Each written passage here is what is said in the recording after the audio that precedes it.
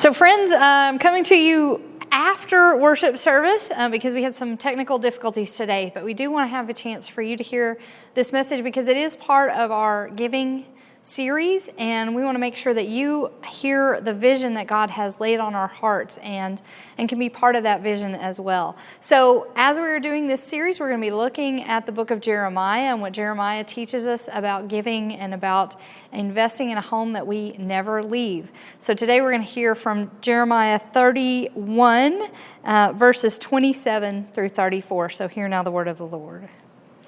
The time is coming, declares the Lord, when I will plant seeds in Israel and Judah, and both people and animals will spring up.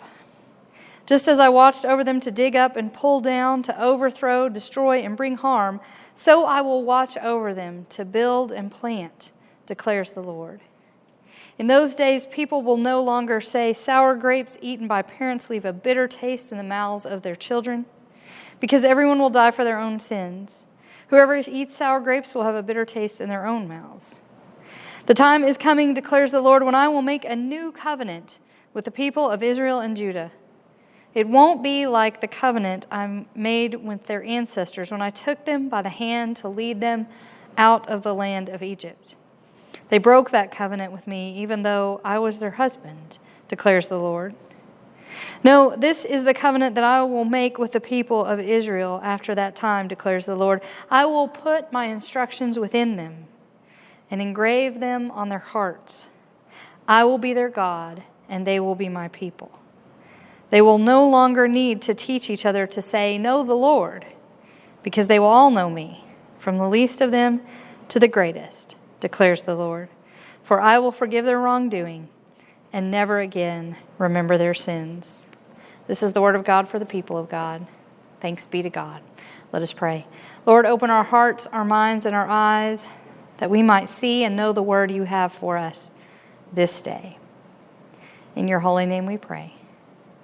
Amen. When have you most felt like a disciple of Jesus? What breaks your heart?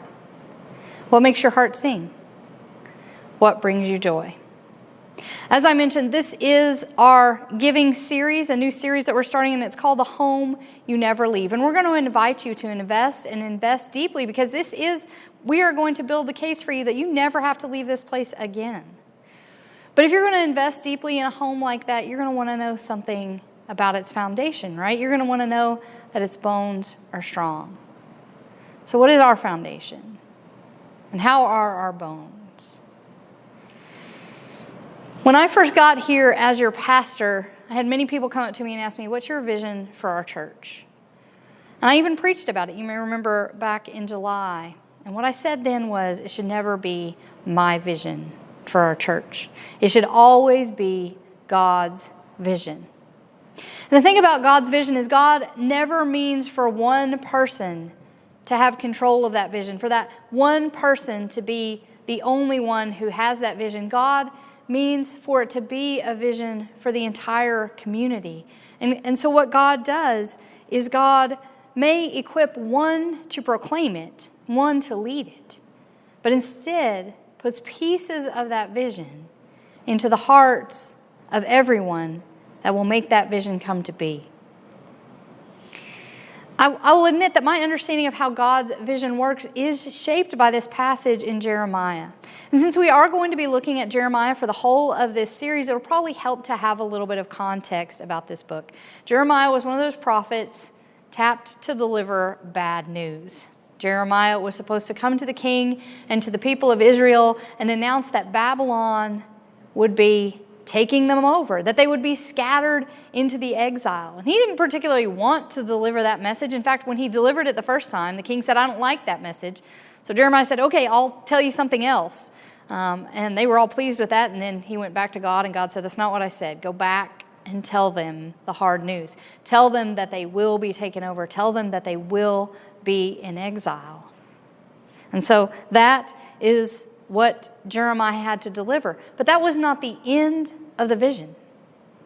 Because Jeremiah was also given the vision past the exile, past that conquest. He was also allowed to see beyond, when the people would be returning home, when the exile would be over.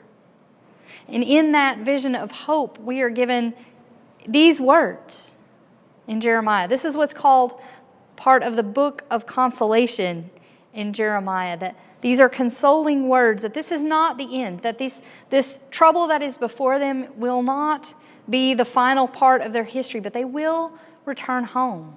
And when they do, God will have a vision for them. And God will make a new covenant.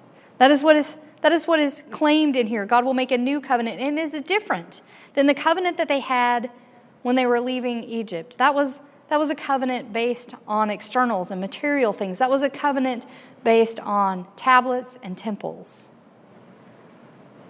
And instead of relying on those things, God now is going to get very personal and come into the hearts of each one of the people and engrave on those hearts special meaning and purpose. Engrave on those parts pieces of the vision of who they are and what they are called to be and what they are called to do. Now, it's important to understand what is meant by heart in Hebrew, because we tend to think of heart as solely this emotional space.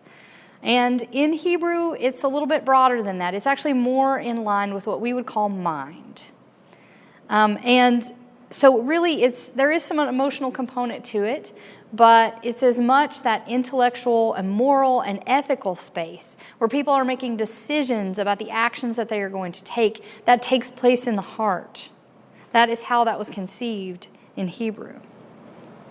And so when God says that God is writing on the hearts of people and that will remove sin, it is because it's removing those words of wrongdoing and wrong being and instead replacing them with words of right doing and right being. It's not really about this particular list of things of whether people should do it or not. It's about whether you are living into the passions that God has placed on your heart. God needs something from you. God has tapped you for a particular purpose and reality. And when you ignore that, when you disregard that, then that is what creates that space of sin. And then you're not meant to just live that purpose out alone, but to do it in community, because when you do it in community, then you also get to do more and be more. You are even beyond what you could have been. For these people at this time, they needed this because their identity had been completely disrupted. They did not know who they were. With the temple destroyed, being sent into exile, they had lost the sense of their identity. They needed, in effect, what was a theological gut check, or an identity gut check. Who are they now? And as they return home, who will they be? My friends, we need exactly that same gut check. We have been scattered for 2 years now. We have been in the exile. We have been apart from one another. And it's time to come home now. But as we come home, we need to know who we are.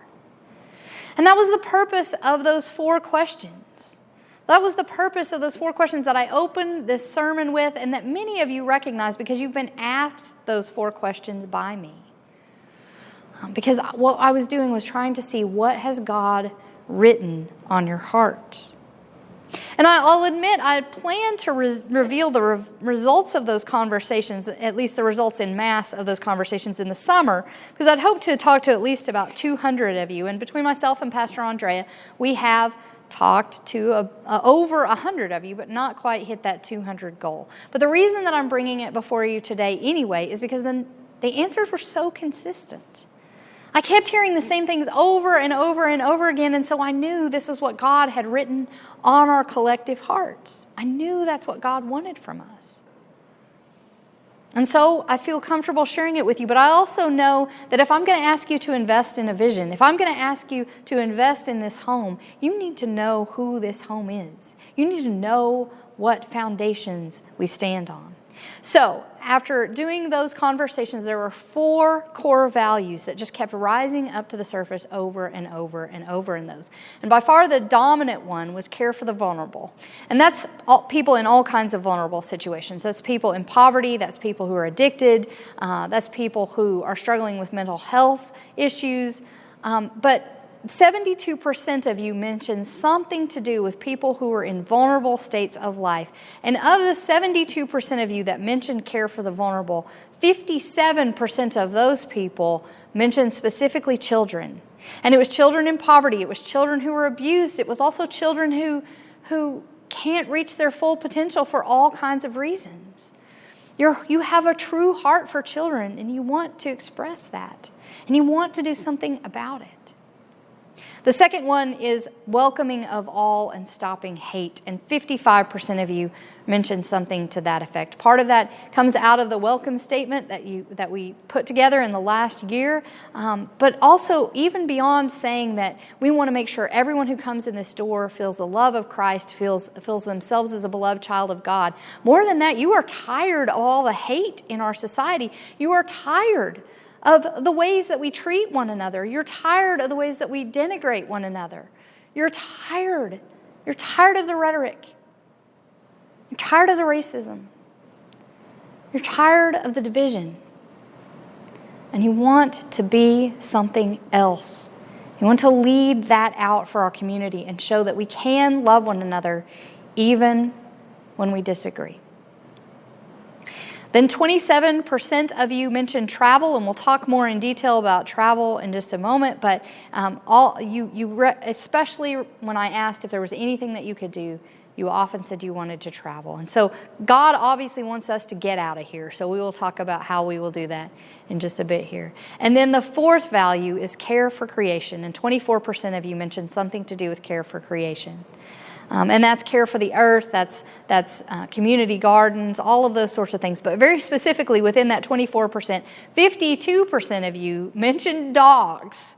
One person mentioned cats. Forget the cats, basically. But 52% of you said, I really hate it when something bad happens to dogs, or I want to just love on dogs. And so that is very much a part of who we are. We are a dog-loving church. So those are our 4 values. And what I have challenged all of us to do, starting with the staff, is to think about the things that we already do and the things that we would love to do, fitting under those 4 core values. Because that's what God has laid on our hearts. So these are the things that we can do that will bear fruit, that will plant seeds, that will grow into healthy vines. And so I want to take each one of these core values and talk about some of the things that we're currently doing. I'm going to lift up a current thing and then an aspirational thing that we would love to do. So when we look at care for the vulnerable, I want to lift up our school partnerships. And these are partnerships that we have tentatively begun to develop with Old High Middle School, with R.E. Baker, and with Gateway, the alternative learning high school here in town. And I will tell you that our relationship with R.E. Baker and Gateway made a huge leap forward because both of those schools applied for a ministry innovation grant. Remember, we had those grant applications that you could turn in January, and those schools both applied to fund projects. They've each been awarded $1,000. R.E. Baker has been awarded $1,000 for their counselor's closet, which will allow them to buy shoes and clothes and different other supplies so that when kids come to school inadequately dressed or when they have an accident, they don't have to be embarrassed. They can just be taken care of and loved on. And you can learn more about that. This Thursday, we're going to have an interview with the counselors from R.E. Baker as well as with some of our members of our congregation. And they're going to talk about it this Thursday at 10:30 Central Time on Facebook. I encourage you to go on and check that out. But this past Thursday, and you can see this if you go to our Facebook page. Well, you're on our Facebook page unless you're watching this on YouTube. If you go to our Facebook page, then you can see in our thread that we have an interview with Gateway. And you can see from that interview the work that's being done there and the leadership development that we're going to do. And you'll see that we already have members of our congregation who've stepped forward to offer some leadership. We're going to share now a clip from that interview so you can see a little bit of the work that's happening. So I'm Josh Vest, the principal for our Gateway Alternative School here in Bentonville. I also oversee the virtual school for grades 7 through 12. And Gateway is really a second chance. It's an opportunity for our students in Bentonville schools at the high schools to come learn in a smaller environment. Something that we constantly battle with is just the stigma with ALE. There's a stigma that I know these programs are for the bad kids, if you will. Students are disruptive on campus, and that's really not the case at all. We have students who have disruptive behavior just like any school does. That's not who we primarily serve. Our students are here based on need. It's a second chance for them. They apply to come here, and really the main, I would say, commonality between our applicants and our students is going to be more mental health, with anxiety and depression, and that's been heightened, of course, during the pandemic. We've got a lot of great kids. We are excited about this program. This grant will help us grow these students into leaders, because with that stigma, we want our students to work beyond that and our staff to help combat that. But we also want to make sure that these students perceive themselves as not just students who are going to graduate high school from Bentonville. That's one priority, but we also want them to grow into productive citizens, both here at our school, have voice and input in how we run and set up this school, but also to carry those skills out into the community. And so your all support is going to be, incredibly important in helping us achieve that. I'm Abby. I have been here at Gateway since my sophomore year, it was like the second semester, but since then I've only had A's and B's. I've done excellent. My reasoning for coming here was my poor grades due to a lot of stress and anxiety because of the environment I was in at BHS. But since I've been here in this smaller community where I feel like it's more of a family with people who actually care about you, it's just made me feel so good, and my confidence has went way up since being here for sure. It's a great school. So I hope that clip kind of whetted your appetite, and you can, like I said, you can find it here in the Facebook thread, but if you're on YouTube, you can also find links to it. So just look in the description below and you'll be able to find those there. And I encourage you to get involved with our school partnerships because that is a way that we can step into the lives of children and level the playing field. And we can do that kind of work. Then for aspirational, so many of you mentioned concerns around mental health care. So we have already contacted the conference offices, and we hope to bring mental health first aid training here. And we want all the staff to go through it, but we also want to open it up to the community so that we can respond whenever there's a mental health emergency. And then we also want to work with the folks at 200,000 More Reasons that not only are preparing some resources on being a mental health resource for our community, but are also, they have a push for childhood literacy. So we'll tie into that as well, and that will work within our school partnerships too. Okay, when we look at our core value of welcoming all, currently one of the things that we're doing that's providing greater accessibility and reaching more people is our online campus. You're going to get to see a lot about that next week, so I'm not going to go much into that. What I instead want to lift up is how we are intentional about making sure that different voices are heard, particularly in the worship space. If you come into worship this month, for instance, we're really trying to emphasize the work of African American lyricists and composers so that those voices are heard and celebrated, and we lift our voices in concert with theirs. And of course, we are blessed every week with Pastor Andrea's voice and her perspective. We want to make sure that continues to be part of who we are. But then if we want to talk aspirationally, this just happened this week. I was contacted by the development officer at Wesley College in Tanzania, and we were talking about ways that we might be able to be in relationship with one another. And he said, we're developing Bible studies from a Tanzanian perspective, and we're sharing those with churches. And it's all digital resources. And I said, can we take those digital resources and house them in the digital resources that we're developing for our Sunday school classes and small groups and anyone that wants to gather together and do a study to be able to use? You could study the Bible from a Tanzanian perspective. And again, that opens up our understanding and creates a space where we can really work to listening to each other and being changed by one another and growing and being more open to other perspectives. And we're going to share some of our resources back with them. So it will be, in many ways, a perspective exchange, and I'm very excited about that. When it comes to travel, first of all, this was one of the answers that when people would say it, they would do it almost guiltily, right? Like they would say, well, if you really asked me if I could do anything, what I'd want to do, I'd want to travel, but that seems so selfish. Well, I want to say, my friends, travel is never selfish. I was a study abroad advisor for 5 years, and I watched lives be transformed over and over and over through that experience. And the same thing happens even with short-term travel, because you are changed. You see different ways of doing things. You learn how to innovate. You become more open to new perspectives. You come back with more information, and you can share that with others. You can increase education. Travel is only selfish if you keep it to yourself. Otherwise, it shapes you into a person that can bring more of the world to our community. And so don't ever think that travel is selfish. I really want to lift up our youth department, who is continually trying to keep to travel, even though it's been disrupted. But for our current plans, I want to lift up a plan we have for this summer. In August, we're going to take a junior and senior high confirmation trip. We always have kids who fell through the confirmation cracks. Either they joined us after they had been confirmation age, or for whatever reason, when they were in 5th and 6th grade, confirmation schedules didn't work, something to that effect. So there's always a few, and we're going to take that group of kids, and we're going to do a 1-week trip in August. We're going to go down to the conference offices and learn more about our connectional structure and our polity. We're going to go to Texarkana. The reason that we're stopping in Texarkana is to learn a little bit more about Methodist history. I don't know if you knew this, but it used to be illegal to take Methodism into Texas. So it was Arkansas Methodists who snuck Methodism into Texas.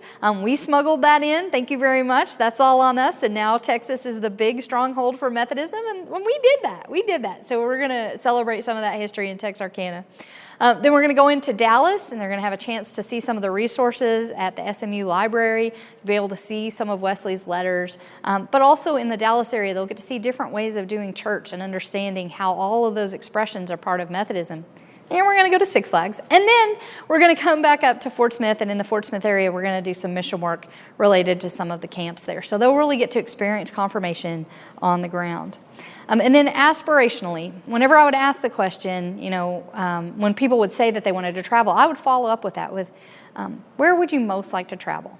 Now, I don't know if it was because they were talking to their pastor, but the most popular answer was the Holy Land. So once God's laid something on our hearts, I don't like to wait around. The only reason I'm calling this aspirational is that I don't have the brochure to actually hand to you, and I don't have deposits in hand just yet. But we are planning a Holy Land trip for January of 2023. You may wonder about January. Why pick that? Because it's so close to the holidays. Well, I'll tell you that January is a great time to be in the Holy Land because of the weather. It's also a great time because it's not a high peak travel time, so we are able to see more. And it is also less expensive for those reasons as well. So please make plans. If you want to go to the Holy Land, you've told me you want to go to the Holy Land. Let's do it. Let's put our money where our mouth is, and let's go to the Holy Land. And then when it comes for care of all of creation, I got to share with you that I did get my favorite answer of all the answers that I've gotten. And it was when I asked the question, if you could do anything, what would you do? And it was one of our middle schoolers who said, if I could do anything, I would move the position of the earth to correct the troubles with climate.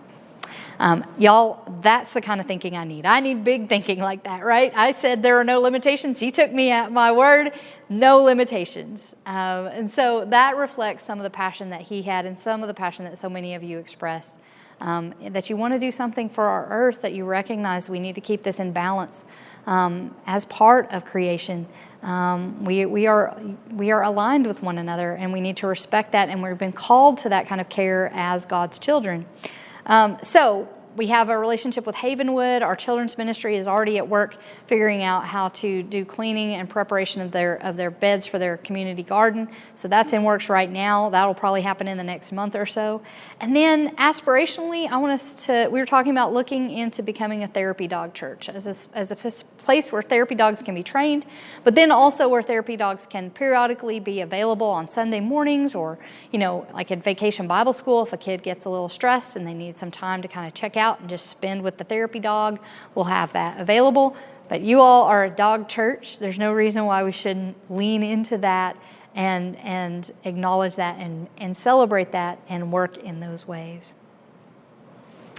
We are coming back from the exile. And I hope that you have seen this as your theological, as your identity gut check as a church. I hope that you have seen something of yourself in these answers, but if you haven't, if you've heard these 4 core values and thought those are really not my priorities, you are still welcome here, because our second priority is the welcoming of all, and we need your voice and we need your presence. And it's possible if you come have the 4 questions conversation with me, which if you haven't, I encourage you to do. It's possible that what I'll do is connect you with some other people that do have something in common with you, that have a matching passion, and you can do work together in that sense. So you're always welcome here. But certainly, if you did see yourself in these core values and you aren't part of our community yet, come on home. This is where you need to be. We need you to be part of this vision as well. We need to pour your passion into this and help us do this kind of work. And if you are part of this congregation already, then game on. It is time to move. Now that we know who we are, now that we are coming back from the exile, now that we are this people who have these engravings on our heart, it's time to do this work.